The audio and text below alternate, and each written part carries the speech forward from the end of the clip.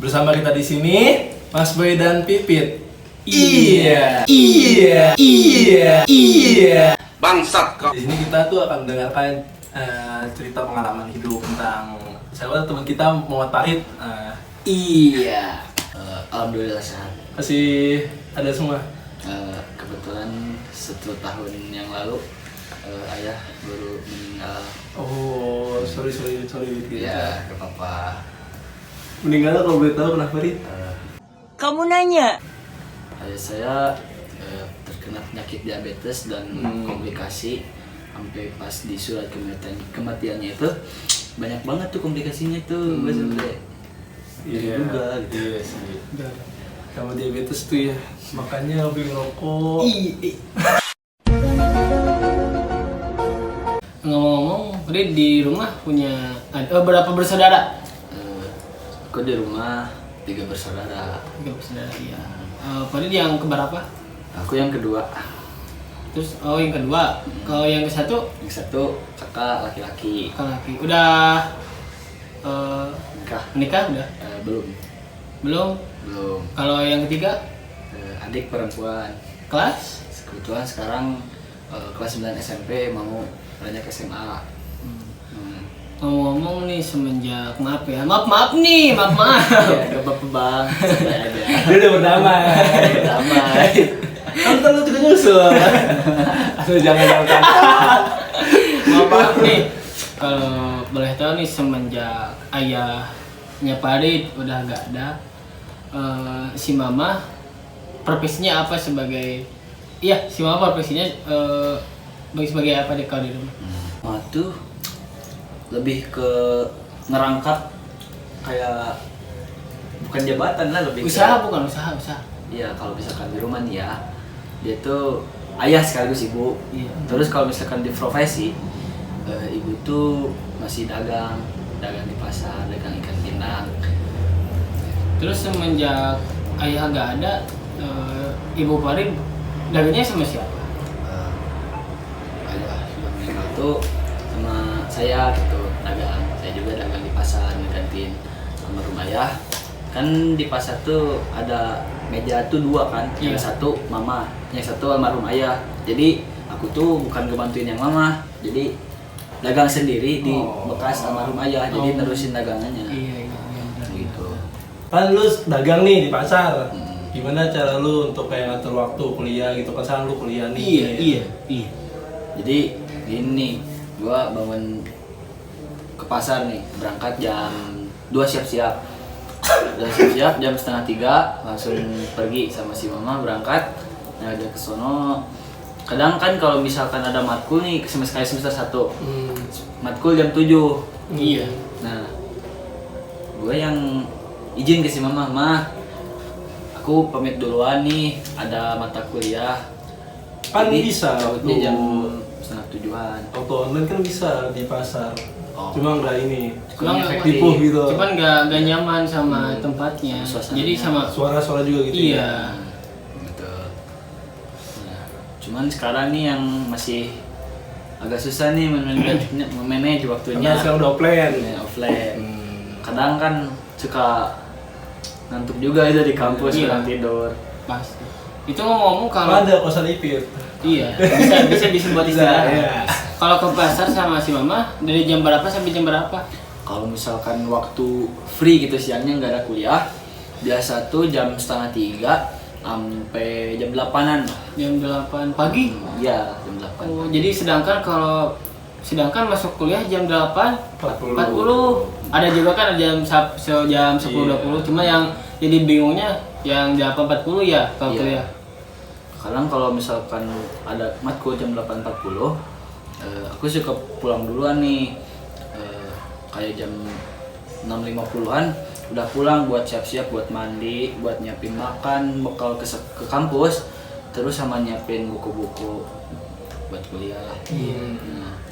Jadi dari kecil tuh di Bandung, gak pernah kemana-mana nih sama kuliah, sampai kuliah. Iya, Bandung. Tapi nggak ada buat kuliah ke Jogja, Jakarta kan banyak kan. Iya. Kenapa sih mau di Bandung? Ada siapa sih di Bandung? Jadi gini, kenapa di Bandung? karena sekarang kan tanggung jawab saya sebagai, kalau bisa disebutkan Kepala keluarga gitu. jadi tulang punggung juga. Jadi gak enak gitu kalau misalkan ninggalin keluarga jauh-jauh. Jadi mungkin buat sekarang belum rezekinya untuk menimba ilmu di luar Bandung gitu. Jadi gak apa-apa lah, nikmatin dulu aja. Tapi abang masih di Bandung abang? Di Bandung Ngapain abang? di rumah ya. Di rumah? Ah, Kuliah juga? enggak, nanti itu ada alasan Udah. itulah Iya. yang Itu- tidak bisa dijelaskan. Itu gak usah Oh, iya. dipenjelasin, boy. Sorry. Nah, Gak apa-apa.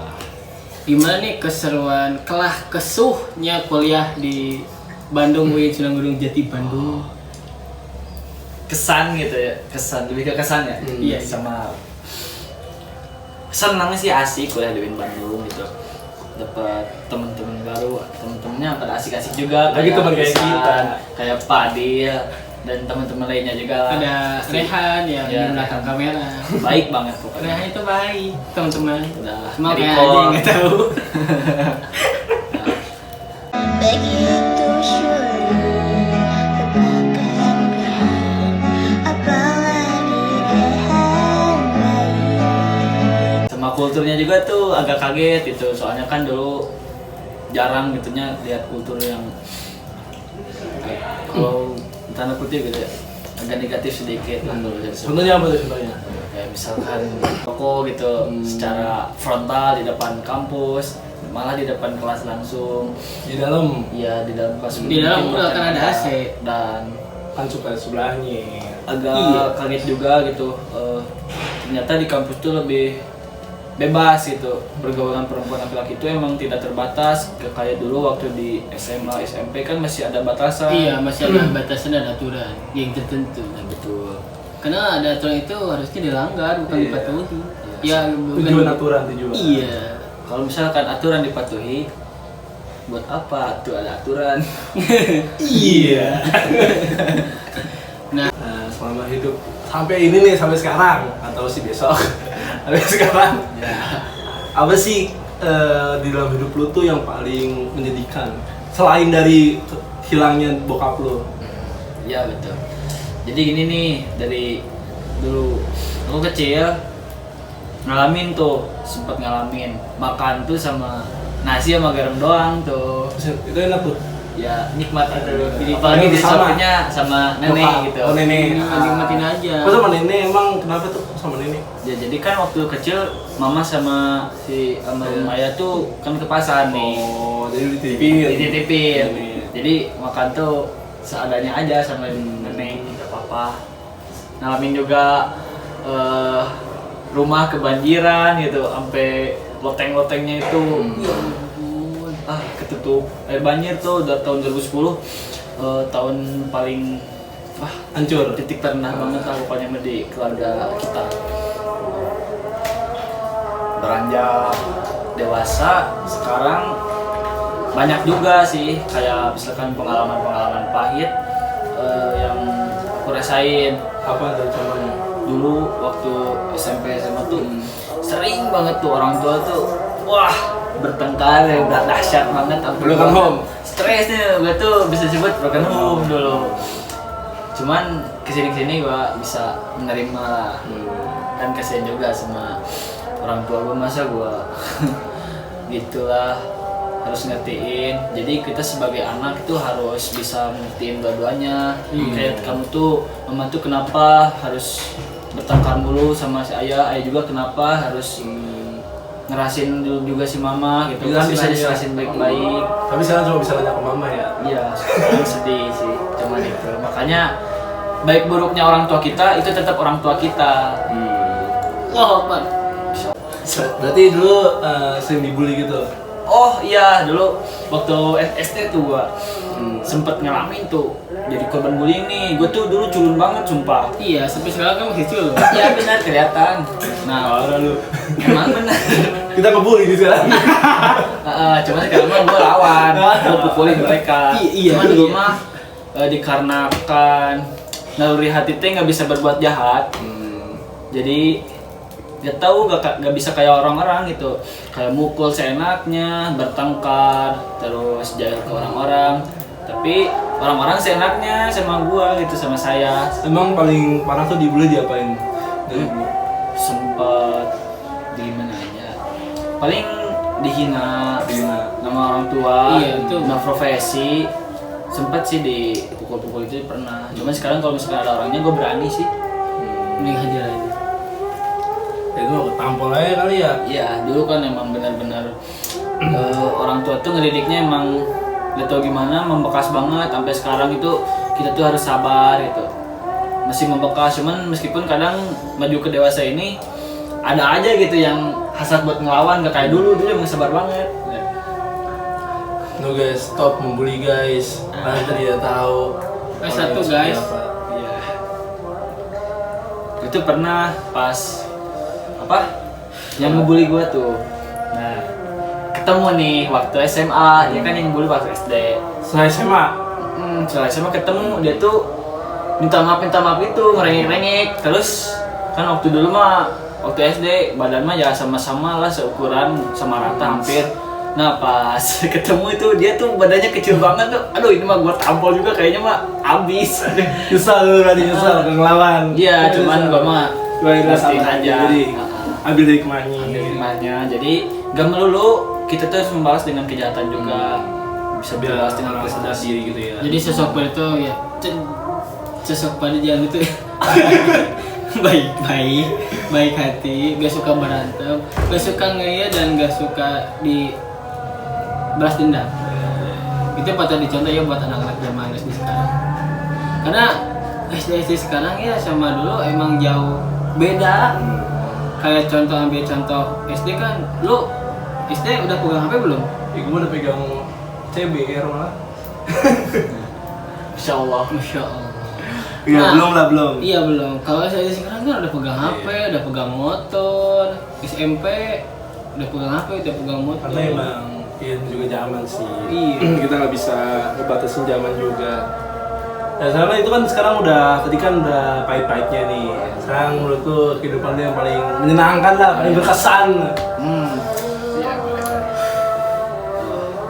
Paling berkesan mungkin banyak yang lupa gitu, soalnya lumayan banyak juga sih alhamdulillah.